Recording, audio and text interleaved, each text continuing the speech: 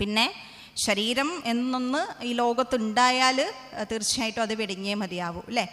അപ്പം അതിനുശേഷമുള്ള അപരക്രിയയെക്കുറിച്ച് ശ്രീനാരായണ ധർമ്മം 9-ാം സർഗത്തിൽ ഗുരു പറയും.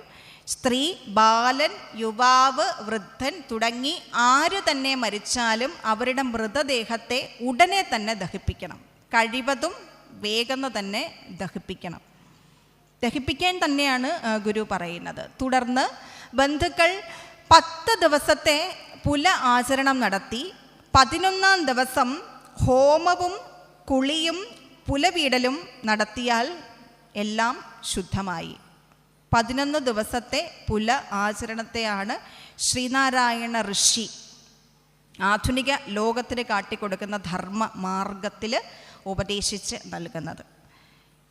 16 ദിവസം എന്നുള്ള ഒരു രീതിയൊക്കെ ഈ പണ്ടത്തെ കാലഘട്ടത്തിൽ ചാതുർവർണ്ണ്യ വ്യവസ്ഥിതിയുടെ ഭാഗമായിട്ട് ബ്രാഹ്മണൻ മുതലായ ഉയർന്ന ജാതിക്കാർക്ക് മാത്രം 11 ദിവസം, അല്ലാത്തവർക്ക് 16 ദിവസം, അതിലും താഴെയുള്ളവർക്ക് വീണ്ടും ദിവസങ്ങളുടെ എണ്ണം കൂടിക്കൊണ്ടിരിക്കും. ഇതൊക്കെ അന്നത്തെ കാലഘട്ടത്തിൽ വന്നൊരു വ്യവസ്ഥിതിയുടെ ഭാഗമായിട്ട് മാത്രം ഉണ്ടായി വന്നിട്ടുള്ള ഒന്നാണ്.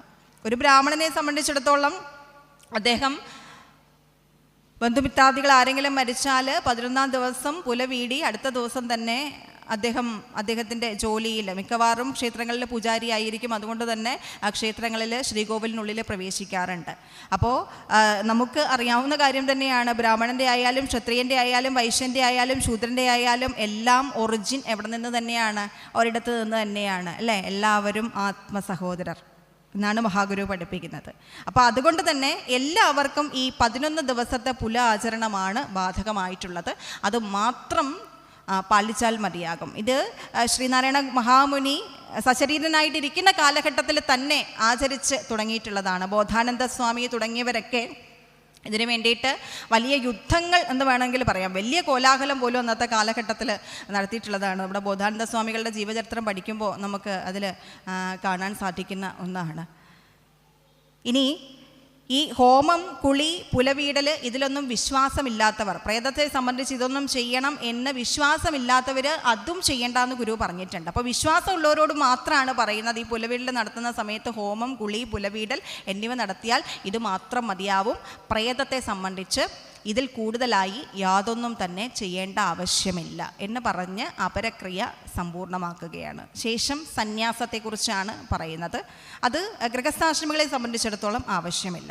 അപ്പം ശ്രീനാരായണ ധർമ്മം എന്ന ഈ ഗ്രന്ഥം ഇത് പഠിക്കുമ്പോൾ ഇതിൽ പ്രത്യേകിച്ച് ഒരു ഗൃഹസ്ഥാശ്രമിയെ സംബന്ധിച്ചിടത്തോളം അവർ അറിഞ്ഞിരിക്കേണ്ടുന്ന കാര്യങ്ങൾ ആരംഭിക്കുന്നത് 4-ാമത്തെ സർഗം തൊട്ടാണ്. സർഗം എന്ന് പറഞ്ഞാൽ പാഠം. ഇതിൽ 10 പാഠങ്ങളാണുള്ളത്. അതിൽ 4-ാം സർഗം മുതൽ 9-ാം സർഗം വരെയുള്ള ഭാഗങ്ങൾ ഒരു ഗൃഹസ്ഥാശ്രമിക്ക് വേണ്ടിയിട്ട് മാത്രം ശ്രീനാരായണ ഗുരുസ്വാമി തൃപ്പാദങ്ങൾ ഉപദേശിച്ച് നൽകിയ പാഠങ്ങളാണ്. അപ്പം നമ്മുടെയൊക്കെ വീടുകളിൽ എന്നും ഈ ശ്രീനാരായണ ധർമ്മം എന്ന ഗ്രന്ഥം വായിക്കുന്ന ഒരു ശീലം ഉണ്ടായിരിക്കണം. വെറുതെ ഇരിക്കുന്ന സമയത്തൊക്കെ നമ്മൾ ഈ ശ്രീനാരായണ ധർമ്മം എടുത്തൊന്ന് മറച്ചു നോക്കൂ. നമ്മുടെ ഈ ജീവിതം ജീവിച്ച് മുന്നോട്ട് പോകുമ്പോൾ അങ്ങനെ ചെയ്യാൻ പാടുണ്ടോ, ഇങ്ങനെ ചെയ്യാൻ പാടുണ്ടോ, ഞാനിത് ആരോട് ചോദിക്കും എന്ന സംശയം എല്ലാവർക്കും ഉണ്ടാകുന്നതാണ് അല്ലേ.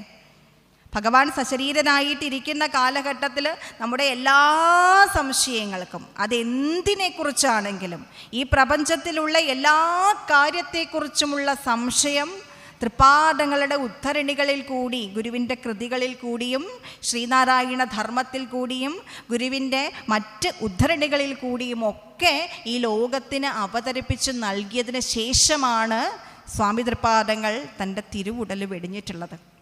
അതുകൊണ്ട് എന്ത് സംശയം ഉണ്ടായാലും അതിനെല്ലാം ഉള്ള ഉത്തരം മഹാഗുരു കാട്ടിത്തരും. അതുകൊണ്ടാണ് ആശാൻ പറഞ്ഞത്, നേരാം വഴി കാട്ടും ഗുരുവല്ലോ പരദൈവം. നമ്മുടെ പരമമായ ദൈവം മഹാഗുരുവാണ്. കാരണം എന്താണ്? ആ മഹാഗുരുവാണ് നമ്മളെ നേരായ പാതയിൽ ഈശ്വരൻ്റെ മഹസ്സാകുന്ന ആഴിയിലേക്ക് നയിച്ചു കൊണ്ടിരിക്കുന്നത്. ആ ഗുരുവിനെയല്ലേ നമ്മൾ ആരാധിക്കേണ്ടത്. ആശാൻ പറയും തൻ്റെ ഗുരുപാദ ദശകം എന്ന കൃതിക്കുള്ളിൽ, പ്രീതിക്കാളാകിൽ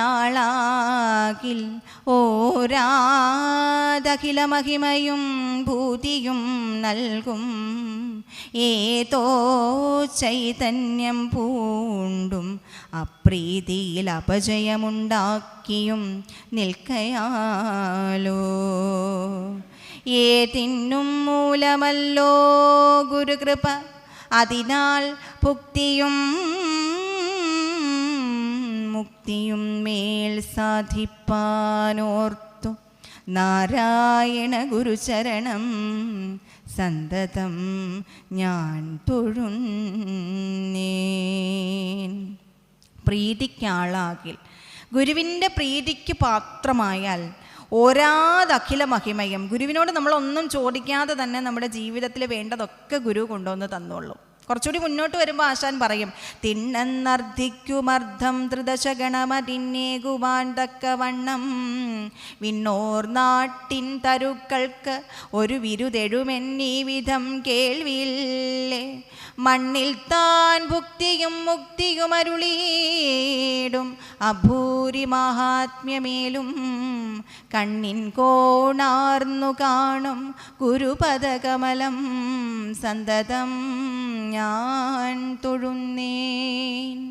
തിണ്ണെന്നർത്ഥിക്കും. പെട്ടെന്ന് ചോദിക്കുന്ന മാത്രയിൽ തന്നെ എന്ത് നമ്മുടെ മുന്നിൽ തരാൻ പാകത്തിനുള്ള കുറച്ച് വൃക്ഷങ്ങളെക്കുറിച്ച് നമ്മൾ കേട്ടിട്ടുണ്ട്. അത് എവിടെയാണ് ഉള്ളത്? വിണ്ണൂർ നാട്ടിൽ, സ്വർഗത്തിലുണ്ട്. മന്ദാരം, പാരിജാതം, സന്താനം, കൽപ്പവൃക്ഷം.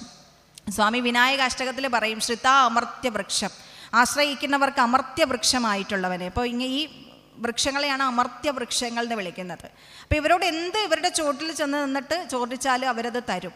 അപ്പം അങ്ങനെ ഒരു വൃക്ഷം ഇവിടെ ഉണ്ടായിരുന്നെങ്കിൽ എത്ര നന്നായിരുന്നു നമ്മൾ ആലോചിക്കാറുണ്ട്. അപ്പോൾ ആശാൻ പറയുകയാണ്, അങ്ങനെ എൻ്റെ കണ്ണുകൊണ്ട് കാണാൻ പറ്റുന്ന ഒരു കൽപ്പവൃക്ഷക്കനി എൻ്റെ മുന്നിലുണ്ട്. അത് ഗുരുവിൻ്റെ പദതാരുകളാണ്. അപ്പം അതുകൊണ്ട് ഗുരുവിനോട് ചോദിക്കാതെ തന്നെ, ചോദിക്കുകയും വേണ്ട, ചോദിക്കാതെ തന്നെ നമ്മുടെ ജീവിതത്തിൽ വേണ്ടതൊക്കെ ഗുരു കൊണ്ടുവന്ന് തന്നുകൊള്ളും. എന്ത് ചെയ്യണം? അതിനു വേണ്ടി ഗുരുവിൻ്റെ പ്രീതിക്ക് പാത്രമാകണം. എന്നാൽ അപ്രീതിയിൽ അപജയമുണ്ടാകും. ഗുരുവിൻ്റെ അപ്രീതിക്ക് പാത്രമായാൽ നമുക്ക് പരാജയമുണ്ടാകും. ഇപ്പോൾ ഗുരുവിൻ്റെ പ്രീതിക്ക് പാത്രമാകാൻ എന്ത് ചെയ്യാൻ പറ്റും എന്ന് ചോദിച്ചാൽ, മഹാഗുരു തൻ്റെ ആയുസ്സും വപുസ്സും ബലിയർപ്പിച്ച് നമുക്ക് വേണ്ടിയിട്ട് വെട്ടിയിട്ട് തന്ന ഈ നല്ല പാതയിൽ കൂടി, ഈ നേരായ മാർഗത്തിലൂടെ സഞ്ചരിച്ച് ആദിമഹസിലേക്ക് നയിക്കുക, അല്ലെങ്കിൽ ആദിമഹസിലേക്ക് നടന്നു പോവുക. മഹാഗുരു കാട്ടിത്തന്ന ആ നല്ല പാതയെ, നേരായ മാർഗത്തെ സമാശ്രയിക്കുക എന്നുള്ളതാണ് ഗുരുവിന് വേണ്ടിയിട്ട് നമുക്ക് ചെയ്യാൻ പറ്റുന്ന ഏറ്റവും വലിയ ഗുരു പൂജ എന്ന് പറയുന്നത്. അതിനുള്ള ഉദ്ബോധനമാകട്ടെ എൻ്റെ വാക്കുകൾ എന്ന് ആഗ്രഹിക്കുന്നു, ആശംസിക്കുന്നു. ഈ വ്രജനഹാരിണിയായ മണ്ണിൽ വീണ്ടും ഒരിക്കൽ കൂടി വന്ന് നിൽക്കാൻ സാധിച്ചതിലും അതിന് ഒരു അവസരം ഒരുക്കി തരികയും ചെയ്ത സ്വാമിജിയോട്, കൈവല്യാനന്ദ സരസ്വതി സ്വാമിജിയോടുള്ള പ്രത്യേകം നന്ദി ഈ അവസരത്തിൽ അറിയിക്കുന്നു. ഈ വൈകിയ വേളയിലും എന്നെ ശ്രവിച്ചിരുന്ന എൻ്റെ എല്ലാ മാതാപിതാക്കന്മാർക്കും സഹോദരി സഹോദരന്മാർക്കുമുള്ള നന്ദി അറിയിക്കുന്നു. എല്ലാവർക്കും അഖൈതുക കൃപാസിന്ധുവിൻ്റെ കൃപാകടാക്ഷം മേൽക്കുമേലുണ്ടാകട്ടെ എന്ന് ഹൃദയം നിറഞ്ഞ് പ്രാർത്ഥിച്ചുകൊണ്ട് ഉപസംഹരിക്കട്ടെ. നന്ദി, നമസ്കാരം. ശ്രീനാരായണ ധർമ്മം ജയിക്കട്ടെ.